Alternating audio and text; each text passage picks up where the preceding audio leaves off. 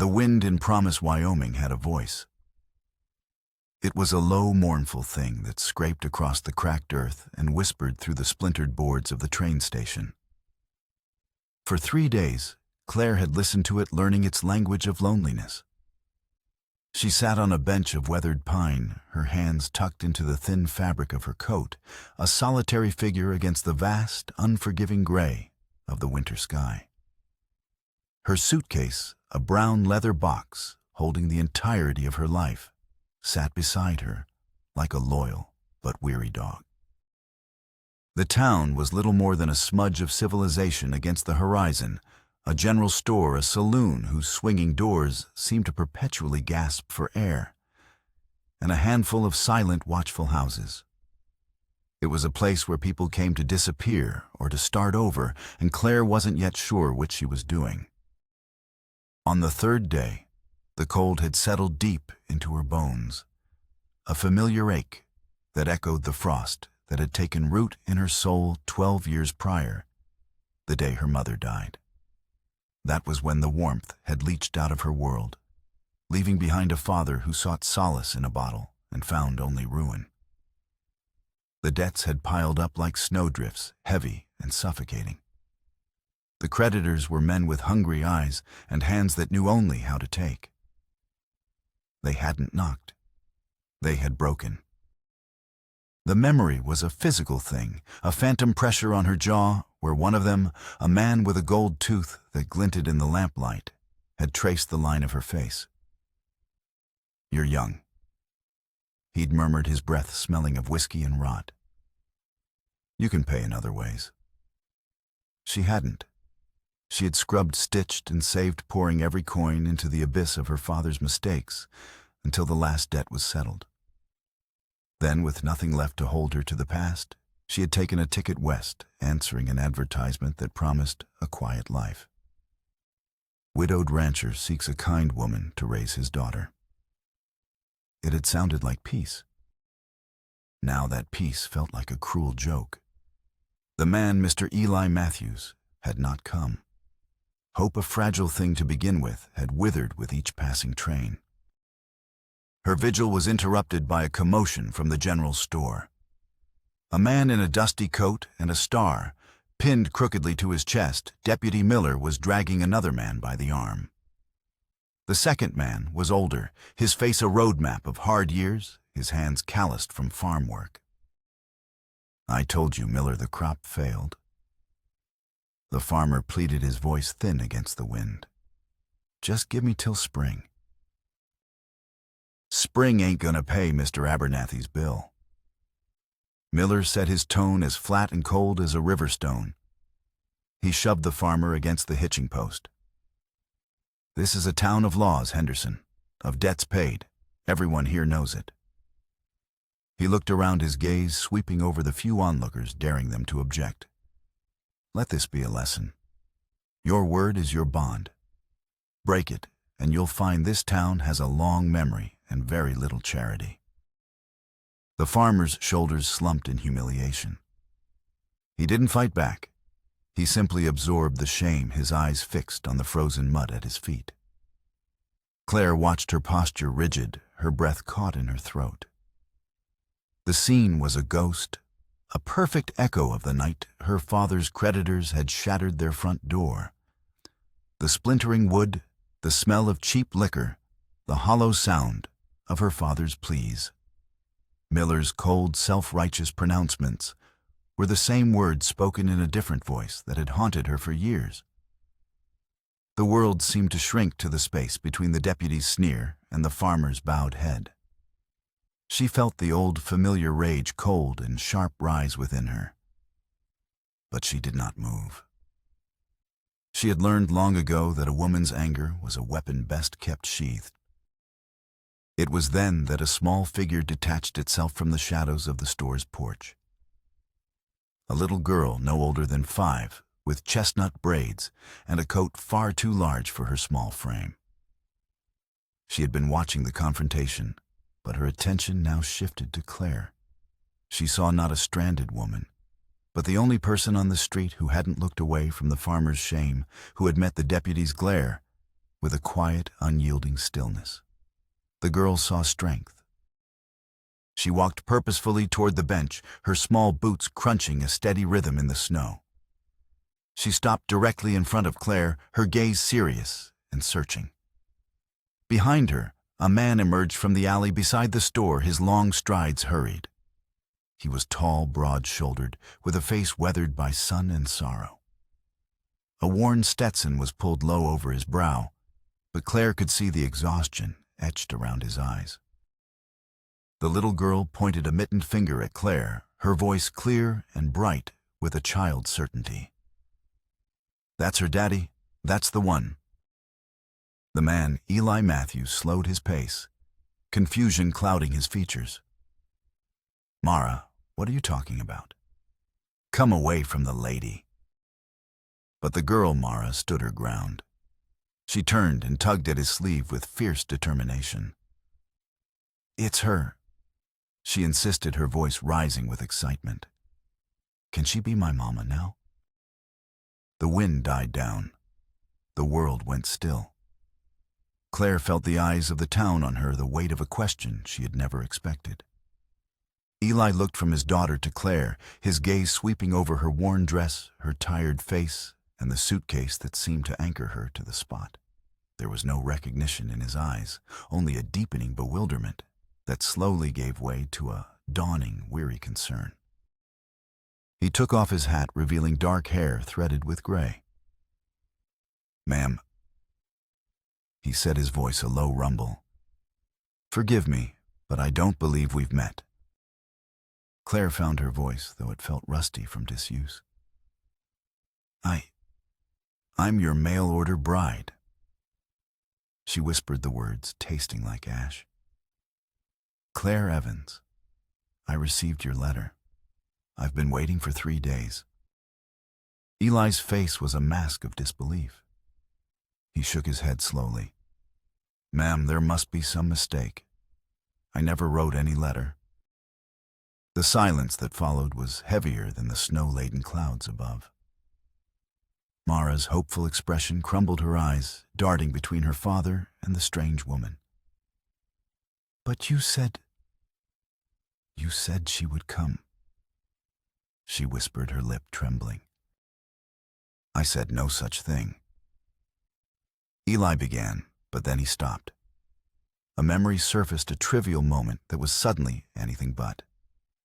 His gaze dropped to his daughter, his expression softening with a terrible understanding. "Mara," he said, crouching to her level. "Sweetheart, did you send this lady a letter?" Mara nodded, her small hands twisting the hem of her coat. "I asked Mrs. Holloway at the store to write it. I told her what you always say, that you need help. I put Mama's picture in the envelope so she'd know what a good family we are." Eli closed his eyes and let out a long, ragged breath. He looked up at Claire, the apology clear on his face before he even spoke it. "My wife. She passed 2 years ago," he said, his voice strained. "It's just been me and Mara. I never intended. I am truly sorry." Claire rose from the bench, her movement stiff and slow. A wave of dizziness washed over her. It wasn't abandonment. It wasn't a cruel trick. It was a child's desperate wish, a hope so fierce it had reached across 1,000 miles and pulled her here only to leave her stranded. "I have nowhere to go," she said, her voice devoid of accusation, a simple statement of fact. "I sold everything I owned to buy the ticket. There is no one to go back to." Eli looked from Claire's pale, determined face to his daughter's tear-streaked one. He was a man trapped between 2 kinds of heartbreak. He ran a hand over his tired face, the weight of the decision settling on his shoulders. The wind kicked up again, biting at their faces. "The next train east ain't for another week," he said finally, his tone practical, resigned. "You can't stay out here. You can take shelter at my cabin. It's warm and there's food." He paused, his gaze meeting hers, clear and unwavering. "But that's all I'm offering. I'm not the man in that letter." Claire held his gaze, a flicker of the same defiant strength Mara had seen in her moments before. "I'm not asking you to be," she replied. "A roof and a fire is more than I have right now." He gave a curt nod and then reached down and took the handle of her suitcase. The gesture was not one of welcome, but of necessity. Together, the three of them walked away from the station, a grieving man, a lonely child, and a woman who had come seeking a promise only to find an arrangement born of desperation and a little girl's lie. The Matthews cabin clung to the side of a ridge shadowed by a silent army of pine trees. It was a sturdy two-room structure built of thick logs, but the Wyoming winter had laid siege to it, and the cold was winning. It seeped through the floorboards and clung to the corners, a constant, unwelcome guest. Eli showed Claire to a narrow cot in the main room, its thin mattress a stark reminder of her temporary status. He gestured vaguely toward the stove and the water bucket before retreating into the back room he shared with Mara. The heavy thud of the closing door was a clear dismissal. Left alone, Claire stood in the center of the room, the silence pressing in on her. The space was tidy but barren, stripped of any softness. It was the home of a man who was surviving, not living. The only personal touch was a set of child's drawings tacked to the wall, vibrant splashes of color in a world of brown and gray. Mara appeared in the doorway a moment later, her small form silhouetted against the dim light. "Are you sad?" she asked, her voice a small, hesitant whisper. Claire managed a faint smile. "Just tired. Mama used to sing when she was tired." Mara offered, stepping closer. It made the quiet go away. The innocence of the remark struck a painful chord in Claire's chest. She knelt down, bringing herself to the child's level. "I'm not your mama, Mara. You know that, right?" Mara nodded, her expression solemn. "I know, but I thought maybe you could be." Over the next few days, a fragile routine formed a silent treaty between three strangers under one roof. Claire rose before dawn, her movements quiet and efficient. She coaxed the fire back to life, fetched icy water from the well, and made oatmeal that was nourishing if not inspiring. She swept the floors, mended a tear in one of Mara's dresses, and discovered a small, overlooked box of her father's belongings she thought she'd lost in the move. Tucked inside was a half-burned ledger. She traced the spidery script her father's hand, noting entries about business deals and disputed payments. One name appeared several times, S. Blackwood. The notes beside it were angry, accusing. She set it aside, dismissing it as just another ghost from a life she was trying to forget. Eli remained a distant, brooding presence. He spent his days outdoors, splitting wood with a relentless, punishing rhythm, or tending to the livestock in the barn. He spoke only when necessary, his words clipped and practical. Yet Claire saw the grief that shadowed him, and the way he would sometimes pause in the doorway and watch her with Mara, a flicker of something unreadable in his eyes before the mask of indifference slipped back into place. The town was no warmer than Eli. When Claire went to the general store for supplies, she felt the weight of whispers and curious stares. Mrs. Holloway, the proprietor, was a plump woman with kind eyes, but a tongue sharpened by gossip. "That Eli Matthews," she said, weighing out a bag of flour for Claire. "Hasn't been the same since Martha passed. A good man, but his heart's been buried with her." She eyed Claire shrewdly. "You'll have your work cut out for you." Claire simply paid for her goods, offering no explanation.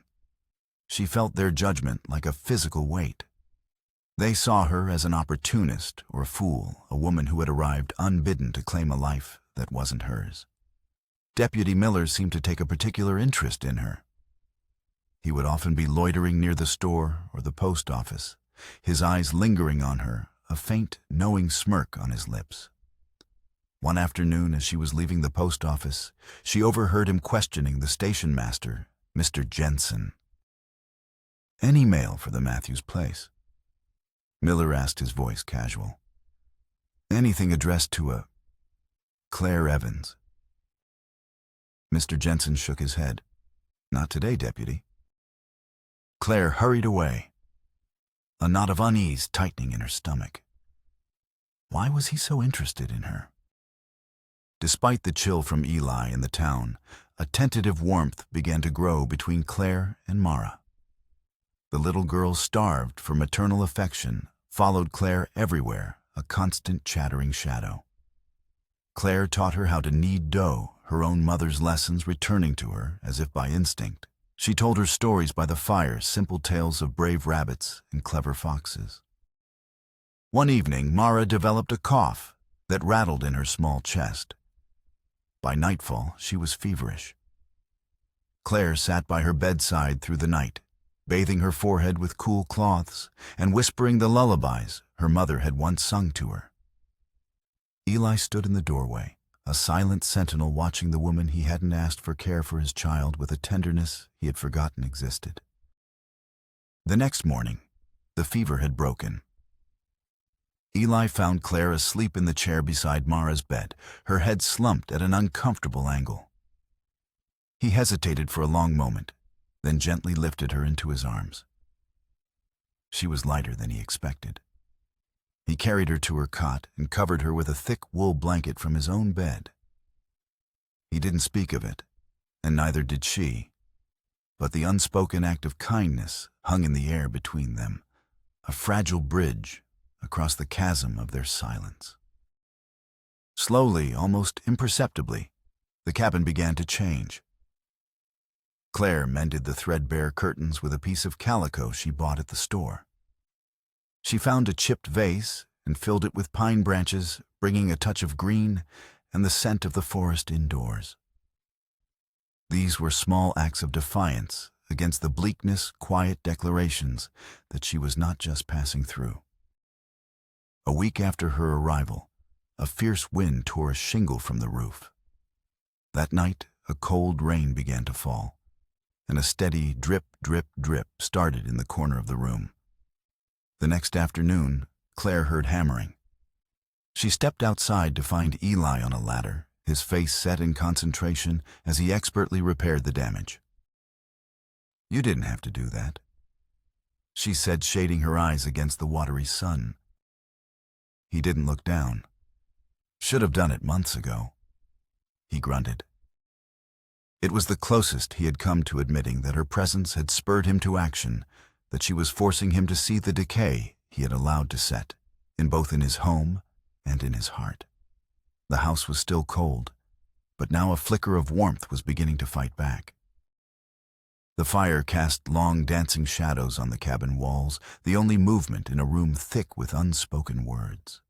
Mara was asleep, her breathing soft, and even from the back room, Claire sat by the hearth, her hands busy mending a tear in Eli's shirt, the rhythmic pull of the needle a small anchor in the tense silence. Eli stood by the window, staring out at the impenetrable blackness of the night. He had been pacing for the better part of an hour, the floorboards groaning under the weight of his restlessness. Finally, he turned, his face etched with conflict. "Claire."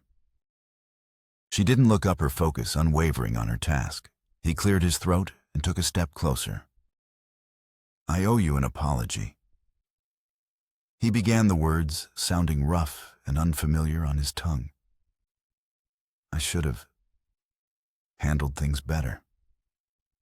That day at the station, I was surprised.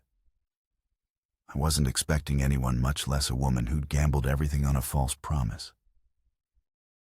Her needle paused for a fraction of a second. He took it as an invitation to continue, his words coming faster now. "I never wrote that letter, but that doesn't make me blameless. Mara is a lonely child. She misses her mother more than I knew. I should have seen this coming." He ran a hand through his hair.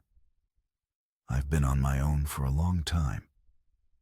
I guess I stopped believing a man and a woman could build something that lasts, not something that starts with a letter anyway. He sat down in the chair opposite her, leaning forward, his elbows on his knees. I've seen what happens when things aren't built on solid ground. They crumble. I didn't want you to stay here out of obligation, feeling like you had to earn your keep. At this, Claire's hands stilled completely. She set the shirt aside. What I'm trying to say, he went on, is that maybe if you stayed, we could give it time. See if something real could grow between us. No. The word was sharp, clean, and it cut through his fumbling speech like a shard of glass. Claire finally looked at him, and the placid surface of her composure was gone.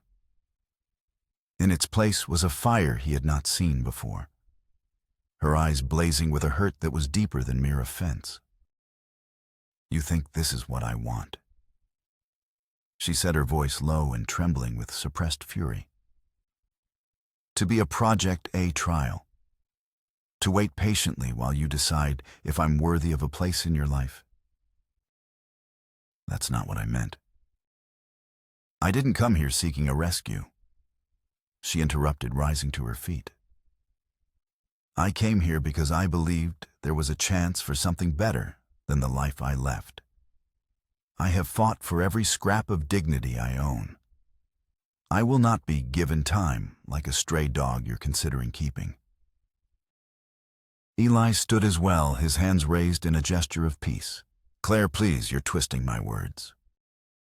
I am hearing them exactly as you spoke them, she retorted, turning away from him. I will not stay where I am tolerated. I will not be a mistake you feel guilty for. She walked to her cot, her back ramrod straight, leaving him standing alone by the fire. The silence in the room now heavier and colder than ever before. Later that night, long after the fire had died to embers, Claire packed her small suitcase. She moved with a ghostly quiet, careful not to wake Mara. She folded her one good dress and left it on the cot. On the small table beside Mara's bed, she placed a small rag doll she had stitched from scraps, its button eyes seeming to stare into the darkness. Beside it, she left a note. I am not your mama. I was just a woman who got off at the wrong stop. She didn't cry as she pulled on her coat and slipped out the door into the biting wind. She didn't cry as she walked away from the faint yellow light of the cabin window. The snow was beginning to fall again, thick and heavy, and soon her footprints were gone, erased as if she had never been there at all. The wind howled a cruel, mocking lullaby, but Claire walked into the storm, her face set against the cold. She had survived worse than this. She would survive this too.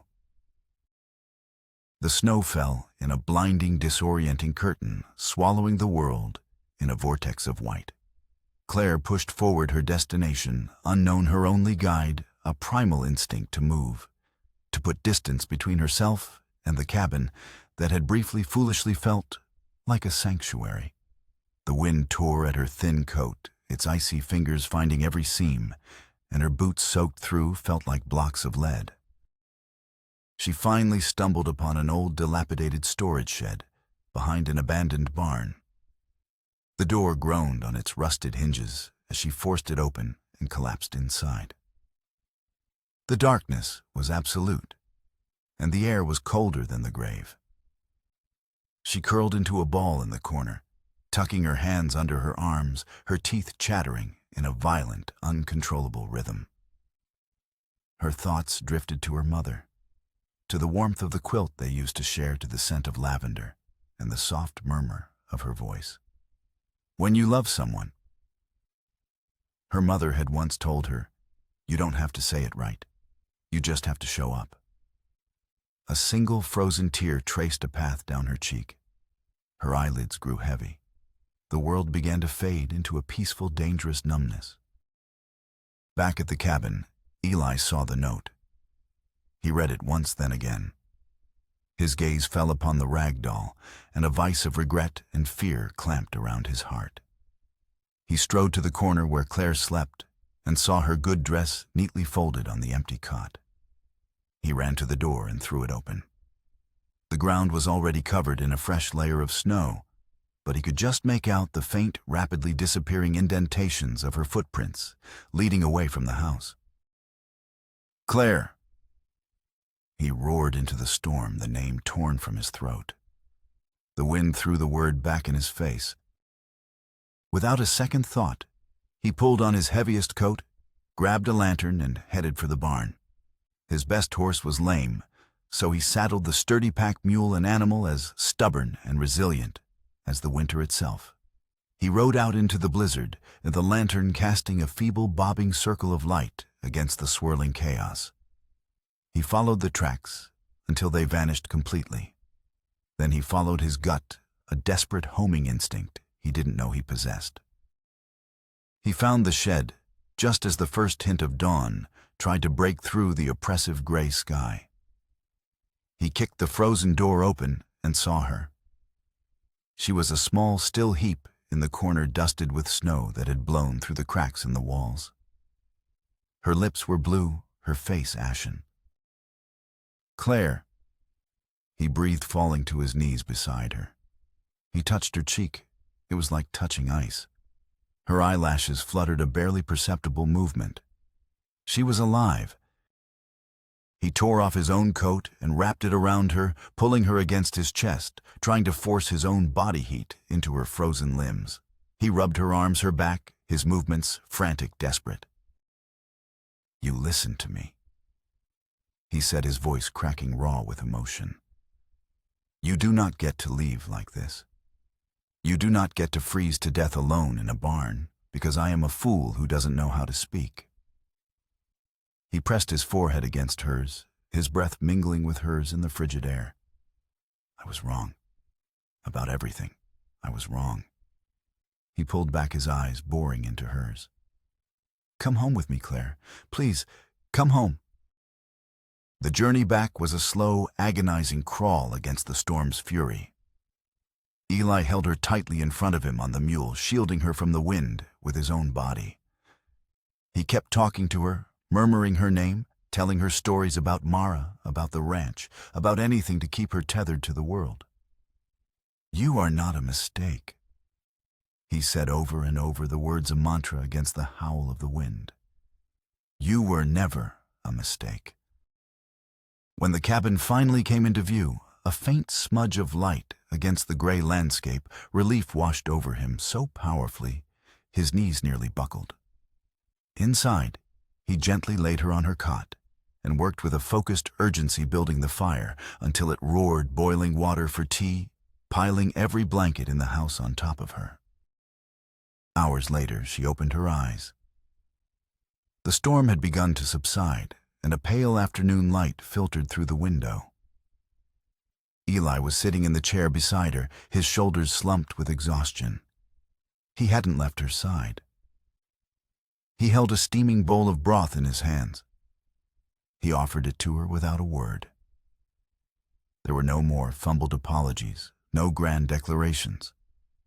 There was only his presence, steady and unwavering, and in his eyes a look of profound relief and something else, something deeper and warmer than the fire that told her she was finally home.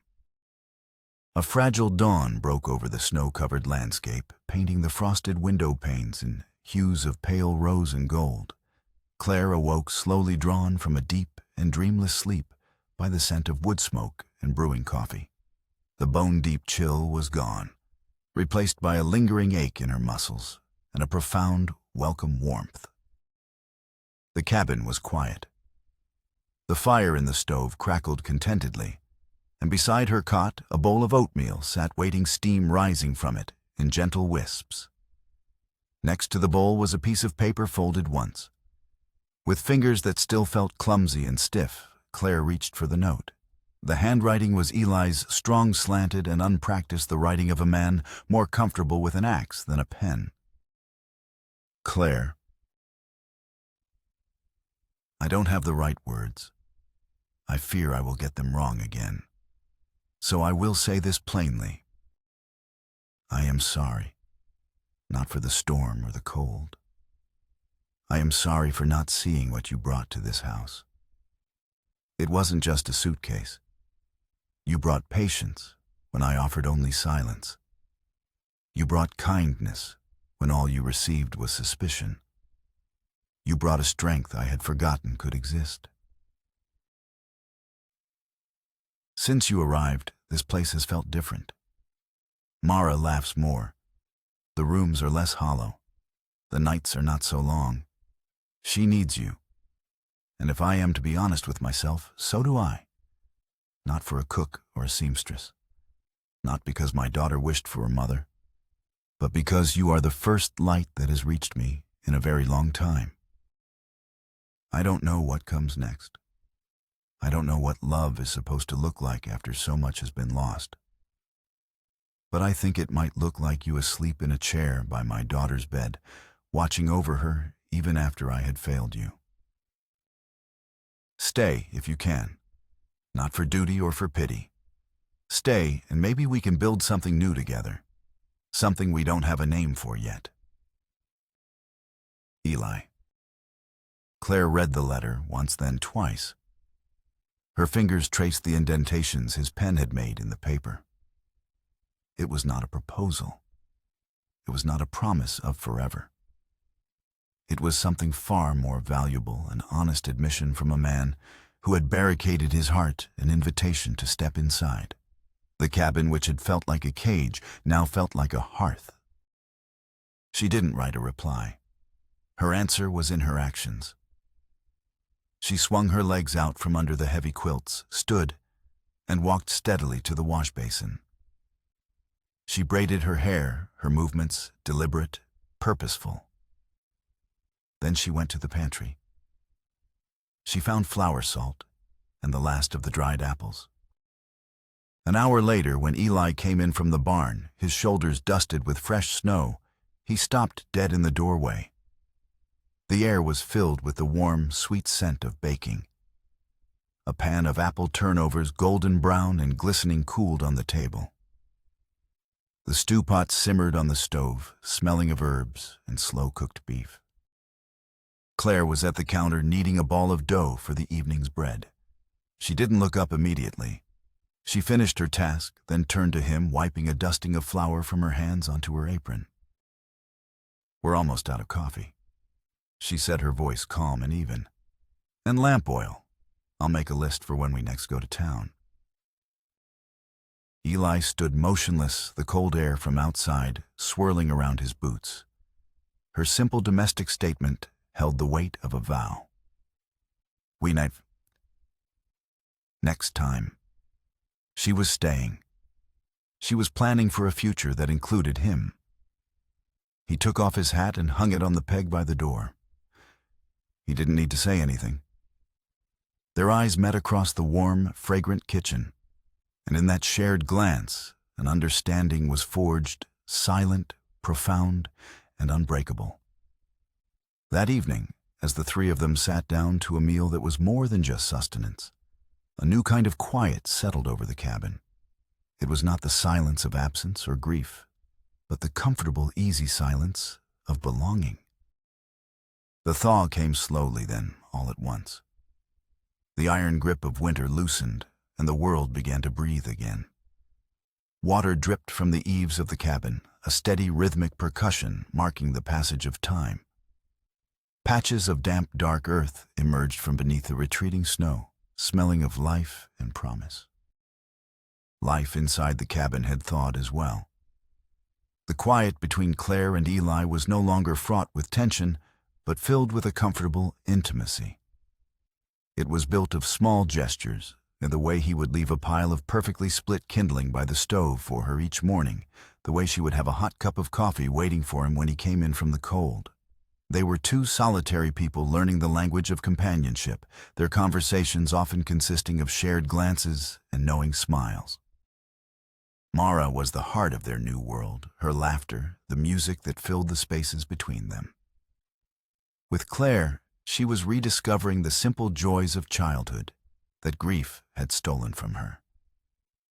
Eli, watching them, felt a part of himself, he thought, long dead, stirring back to life. He started to smile again, a slow, rusty motion at first, but it gradually became easier, more natural. One sun-drenched afternoon, Claire was outside, hanging laundry on the line, the clean scent of wet linen filling the air. A letter had arrived for her a week earlier from a former neighbor back east. The old woman's scrawled words had brought a chill back into Claire's life. Dearest Claire, the letter read, I pray this finds you well. I feel I must warn you. That man Silas Blackwood has been asking about you. Since your father's passing, his fortunes have soured completely. He lost everything in a bad investment, the same one your father pulled out of at the last minute. He blames your family for his ruin. He is a man hollowed out by bitterness, Claire. Be careful. The name from her father's ledger. S. Blackwood. Suddenly, the threat was no longer a faceless group of creditors. It was one man, a man with a personal vendetta. She had shared her fears with Eli, who had listened intently, his expression growing grim. This is our home now, he had said, placing a reassuring hand on her shoulder. We'll face him together if he comes. But as the days turned into weeks, the fear began to fade, replaced by the steady rhythm of their new life. It felt safe here, insulated by the vast wilderness and the love that was quietly, surely growing between them. The peace was shattered just before sundown. They appeared at the edge of the clearing, 3 riders silhouetted against the setting sun. They were not cowboys or travelers. They rode with a grim purpose, their horses moving at a steady, menacing pace. Claire saw them from the porch, and her blood ran cold. The man in the lead was tall and thin, dressed in a black coat that seemed to absorb the fading light. As he drew closer, she saw the scar that curved from the corner of his mouth to his jaw, a permanent, cruel sneer carved into his flesh. It was Silas Blackwood. Eli stepped out of the cabin, a shotgun held loosely in his hands. He stood beside Claire, a solid, unmovable presence. State your business. He called out, his voice level. Blackwood dismounted with a fluid, predatory grace. His men remained on their horses, their hands resting near their holsters. My business is with the girl, he said, his voice educated, precise, and utterly devoid of warmth. He smiled, but it didn't reach his cold, dark eyes. Claire, it's been a long time. You've led me on quite a chase. My father's debts are paid. Claire said, her own voice steady despite the frantic beating of her heart. And this is no longer about debt. Silas replied smoothly, taking a step closer. This is about justice. Your father was a thief. He ruined me. He took my future, my family's security. All that's left of his legacy is you. An eye for an eye, as they say. You're not welcome here, Eli growled, raising the shotgun. Turn around and ride out. Silas chuckled, a dry, rattling sound. I don't think so. In a blur of motion, one of his men drew his pistol. But Eli was faster. The shotgun boomed, the sound echoing across the valley. The man cried out, clutching a shattered leg as he toppled from his horse. The second man fired his bullet, tearing through the fleshy part of Eli's arm. Eli staggered back, and in that instant, Silas drew his own revolver, aiming it squarely at Eli's heart. Without a thought, without a moment of hesitation, Claire threw herself in front of Eli. The world exploded in a flash of light and a searing, white-hot pain in her side. The impact threw her to the ground. She landed hard, the air knocked from her lungs, her vision swimming. Through the ringing in her ears, she heard Eli roar with a primal fury. The shotgun blasted again. When the smoke cleared, Silas Blackwood and his remaining man were retreating, galloping away into the twilight, leaving their wounded companion writhing on the ground. Eli was at her side in an instant, his face a mask of terror. "Claire, no God, oh." He gathered her into his arms. Blood was soaking through her dress, dark and warm against his hands. She looked up at him, her lips pale, her breath coming in shallow gasps. "You're bleeding," she whispered, her gaze fixed on his wounded arm. A tear traced a path through the grime on his cheek as he let out a choked, desperate laugh. "So are you, you foolish, brave woman. So are you." The arrival of a massive, unseasonable blizzard was both a curse and a blessing. It descended upon promise, without warning, a furious wall of wind and snow that buried the town and cut it off from the rest of the world. It trapped everyone where they stood, including Silas Blackwood and his man who had been forced to take refuge in the saloon. It also trapped a U.S. Marshal who had been passing through a quiet, observant man named Elias Thorne. The town became a pressure cooker. Fear and suspicion hung in the air, thick as the falling snow. News of the shootout at the Matthews Ranch had spread like wildfire. When Silas and his man, their wounds crudely patched, walked into the saloon, the lively chatter died instantly. They were a sickness that had invaded the town's heart. On the third day of the storm, Silas made his move. He and his man drew their weapons, taking the dozen or so patrons hostage, including Mrs. Holloway and Mr. Jensen. His demand was simple: bring him Claire Evans. Word reached the cabin via a neighbor's boy who had slipped out before the lockdown. Eli, his arm in a sling, began loading his shotgun, his face a thunderous mask of rage.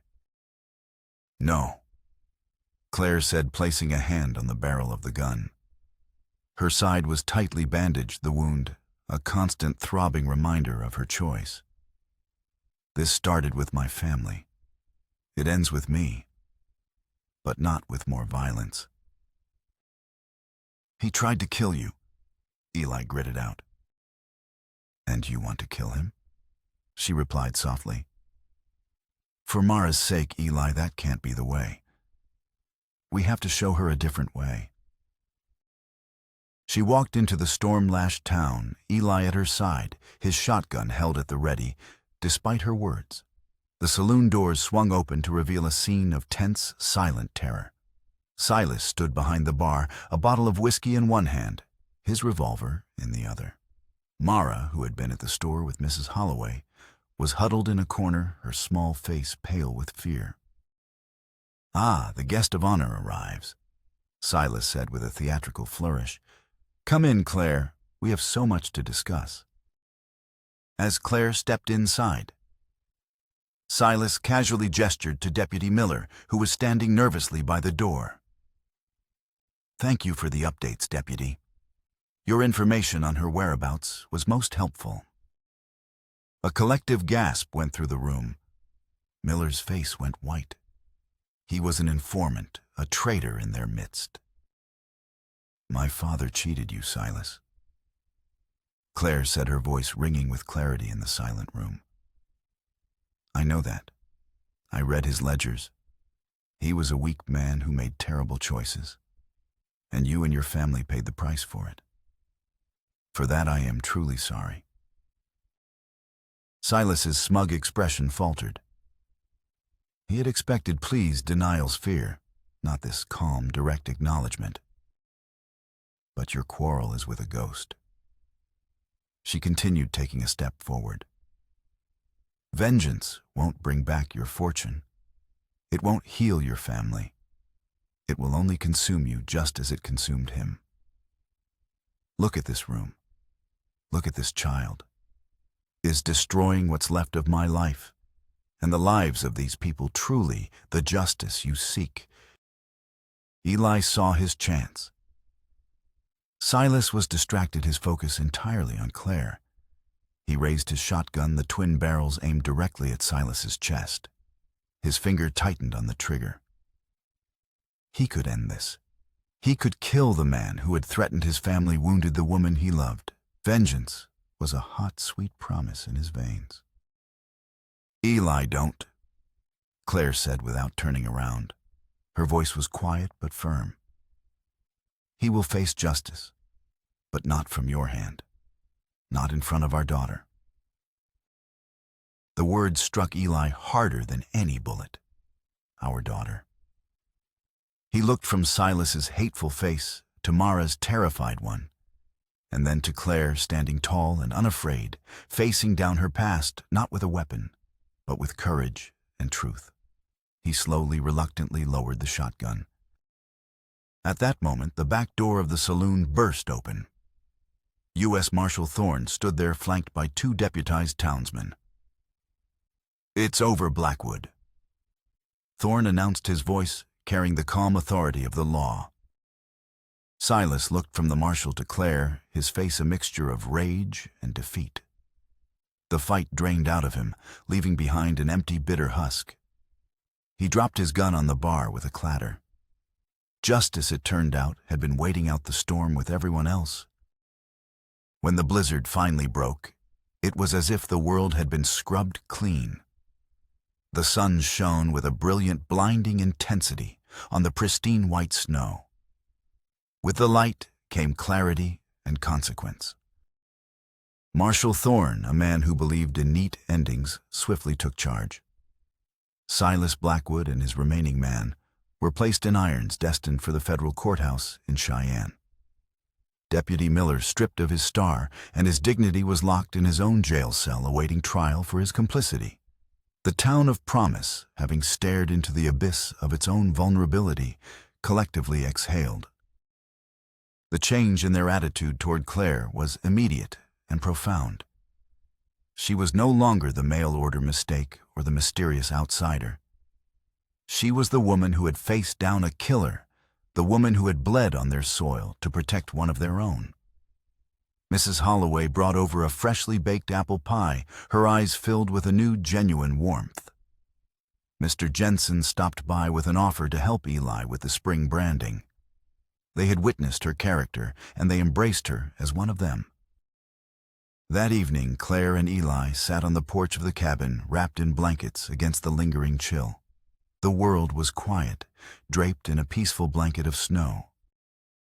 "You saved my life," Eli said, his voice low. "You saved mine first." She replied, her gaze on the distant snow-capped mountains. "That's not what I mean," he said, turning to look at her. "In that saloon, I was ready to kill him, to let that hate consume me. You saved me from that." He reached out and took her hand, his calloused fingers lacing through hers. "You showed me what real strength is. It's not in a fist or a gun. It's in you." They sat in silence for a long time, their hands clasped together, watching the stars begin to prick the darkening sky. No vows were spoken, no promises of forever were made. They didn't need them. What they had built was forged in adversity and tempered by courage.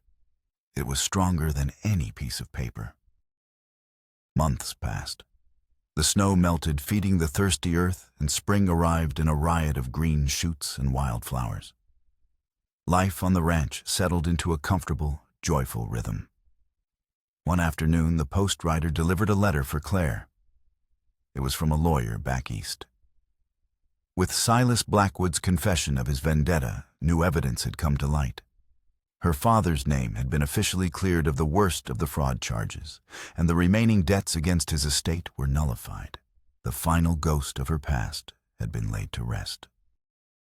She found Eli and Mara in the small plot of land beside the cabin, the same patch of earth where she had fallen wounded. They were turning over the soil, preparing it for a garden. She knelt down beside them, the official letter forgotten in her pocket. Eli handed her a small cloth bag filled with seeds.